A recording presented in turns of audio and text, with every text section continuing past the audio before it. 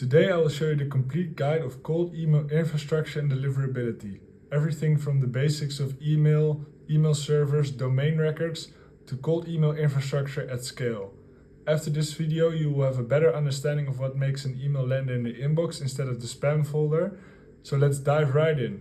So starting off with the basics here, email is a decentralized system. So anybody can send an email to anybody, and almost everyone has an email address. That's why email is still so powerful in reaching people and reaching out to people and landing clients, landing calls. So because email is a decentralized system and there's not one single entity controlling the flow of email, like a social media platform where a single entity controls it, but rather every recipient basically decides on its own to whether to accept the email or whether to decline the email or what to do with the email. So because email is a decentralized system, there are basically two types of parties involved.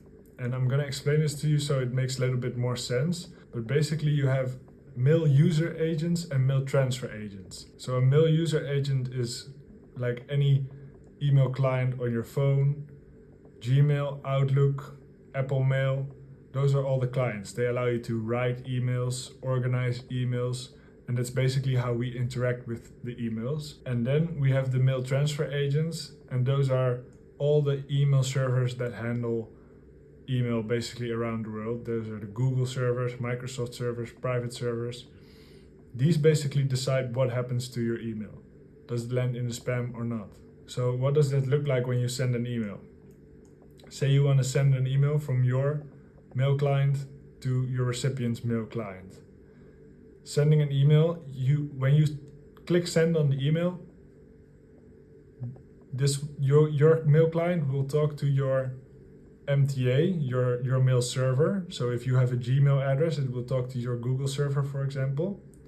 Your server will then send the email to the recipient server by looking at the domain records from the address. And this server basically decides, in most cases, okay, is this email going to land in spam or not? And it decides that based on a couple of things I'm going to cover after this. Then when the receiving server has received the email, the client can basically receive it from its server. And in most cases nowadays, the email will even stay on the server, but then the client can basically see it in their Apple Mail or their Gmail or their account, right? So this server is kind of in control. The recipient server is kind of in control. Now, because this recipient server decides whether to put your email in the inbox or in the spam folder, it is basically impossible to know if it landed in spam or in the inbox. It's kind of like a black box. So what actually makes your emails go to spam? And those mail servers look at a couple of things on the infrastructure side. You have the infrastructure side and the technical side, and then you have the content side, which we will cover after this. So on the technical side, you basically have three types of reputation the recipient server will look at, and that is your sending IP, the domain, and the sending account or the sending inbox. So when you have a domain, you can have a single domain with multiple accounts. For example, my first name, a first name with a last name, for example, or a colleague, somebody else. All of these are inboxes, and all of these have their own reputation. Then you also have the domain reputation. So if I start sending a lot of emails and people mark it as spam, or my reputation is hurt, this will hurt my account's reputation or my inbox reputation, but it will also hurt the domain reputation, which will also hurt Sarah over here.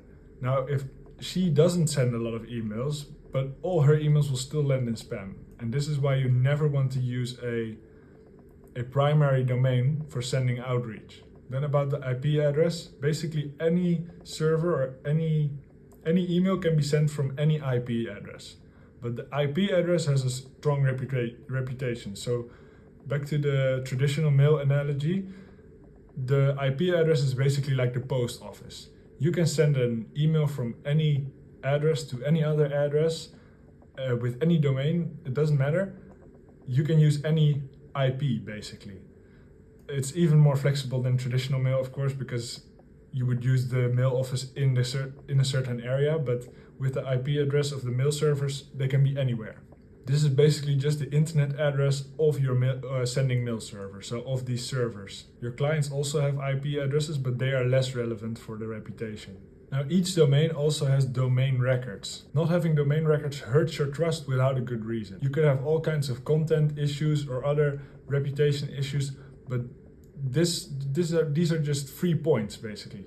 Just have the basics set up well, and then you can send cold email reliably, and you can focus on the content instead of this domain record stuff. So basically you have 4 records. The MX record directs incoming mail to your mail server. The SPF record authorizes that server. So the SPF record basically says, okay, this IP address is authorized for this email address. The DKIM record adds a signature to verify the emails weren't tampered with. And the DMARC record basically tells receiving servers what to do with emails that fail the SPF or DKIM checks. And having a DMARC record also improves your deliverability because it shows basically best practices and it aligns the DKIM and SPF record with your account, with your domain. Now onto the IP situation. You could be sending emails from a private or self-hosted server, or use a Google Workspace account or a Microsoft Office account, and then you basically leverage their IP addresses. So what we normally do in cold outreach is we don't want to use the self-hosted or private servers, because basically you then have a single IP address with a reputation you need to manage.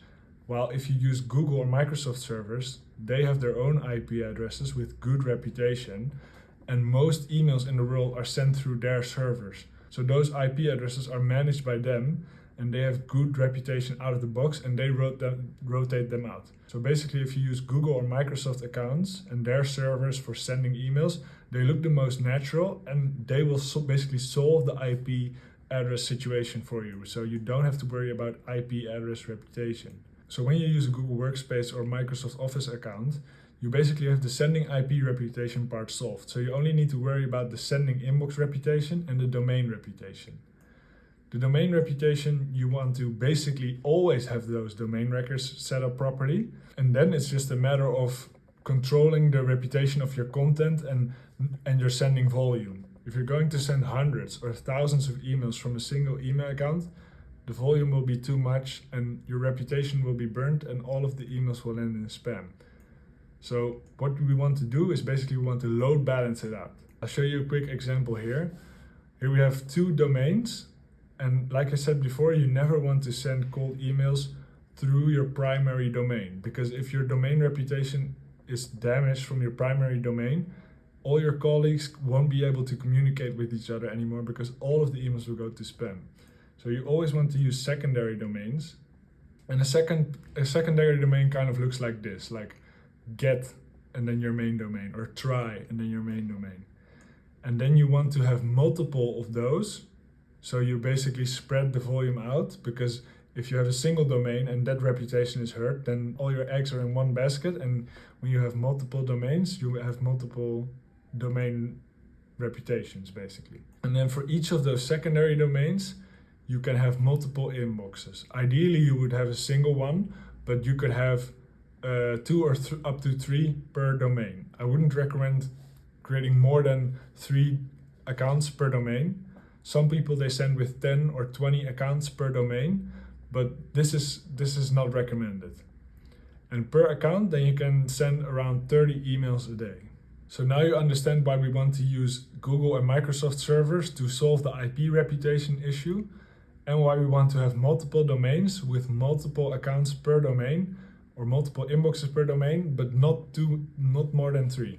So when we have the IP reputation issue solved and we have multiple secondary domains with multiple accounts per domain, then we only need to worry about the content reputation issue and basically sending reputation or sending history. Because a main part of the sending reputation is the sending history of the email accounts and domain. If you are using new email accounts with new domains and you start sending to cold prospects, almost all of the emails are going to land in spam. And why is this?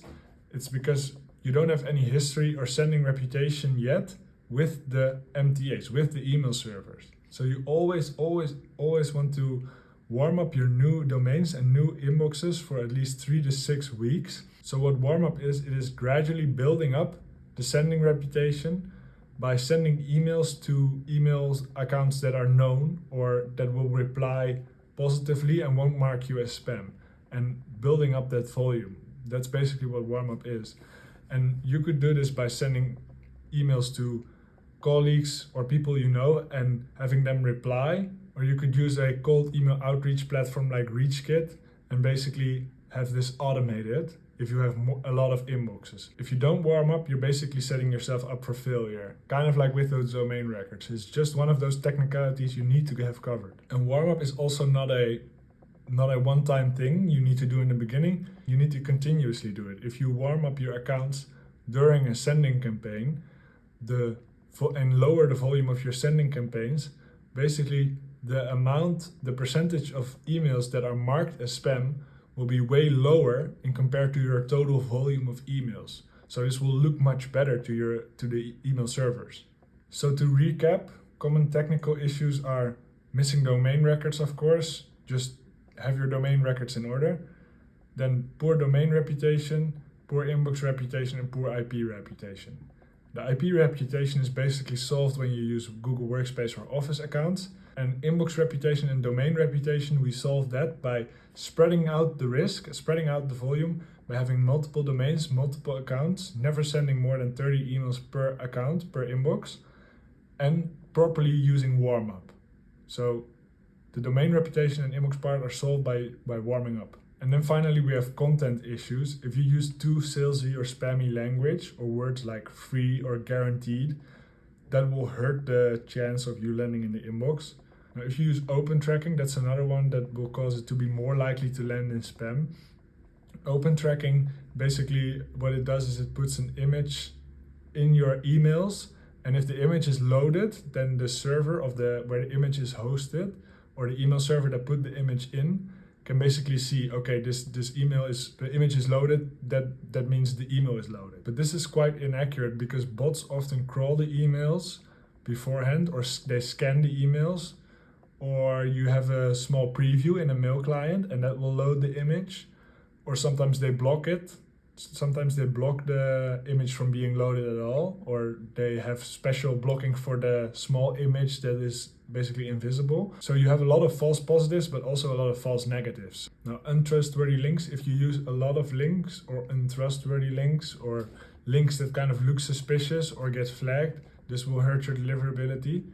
If you use too many images or images in general, if you use a lot of images in comparison to text or images to new recipients, this will also be kind of a red flag for the receiving servers. And finally, this is lesser known, but all images in an email have an alt text, and this is often missing and will also hurt your deliverability. So now we covered the technical issues and the content issues. Say you want to send 1,000 cold emails a day. What does that look like?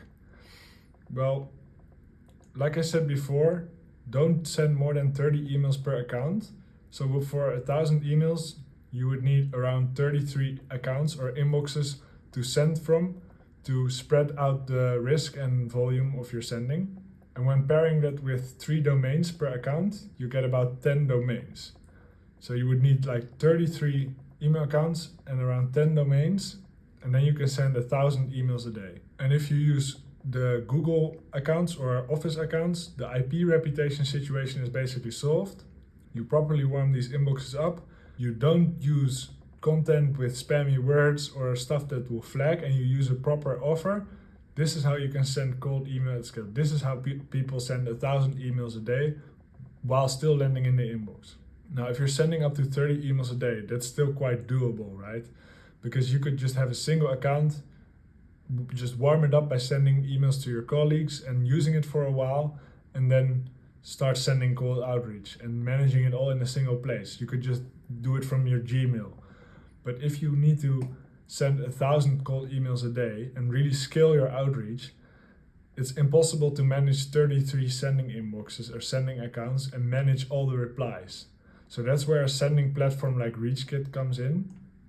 Basically, what a sending platform does is it allows you to connect all your inboxes or your email accounts, do warm up with them, So automatically warm them up, and then run a campaign with those email accounts without ever crossing the daily limits on the inboxes. So never crossing the set limit of, for example, 30, but you could obviously change this, and never crossing those sending limits of the inboxes. And then also getting all the replies and managing them all in one place and replying from the same inbox the email was initially sent from. So basically what it does is it allows you to manage your cold outreach at scale, manage and connect all those email accounts, and solve all of the issues that would occur from having to manage 33 email accounts and doing the warm-up manually. Landing in the inbox has become harder and harder, but if you have a good understanding of how it works and you follow the best practices, you will still be able to land in the inbox. Now, I would love to hear your thoughts and questions on this video, so just leave a comment down below, and thank you for watching this video.